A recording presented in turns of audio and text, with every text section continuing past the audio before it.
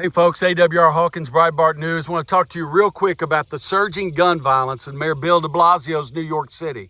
We covered it this weekend at Breitbart News. There were 28 separate shootings.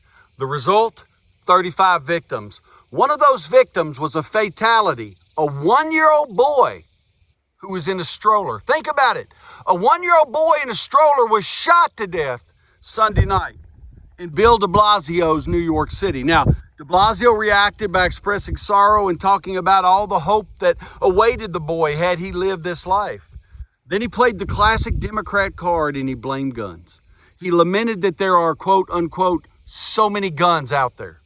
So many guns.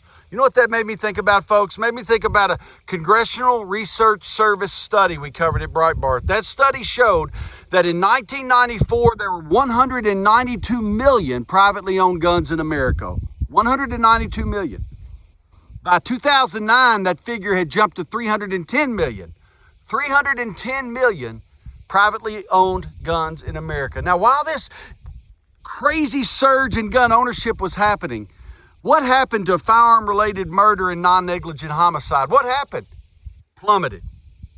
The bottom fell out of it. That's what happened.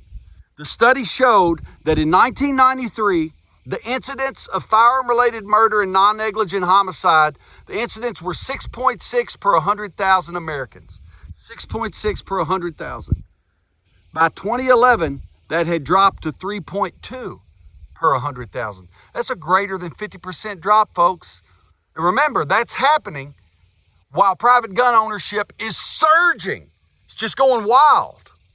So see, the problem isn't more guns, not according to that study. Matter of fact, I like the way my friend John Lott put it. If I could quote him real quick, it's very simple, but profound. He said, more guns, less crime.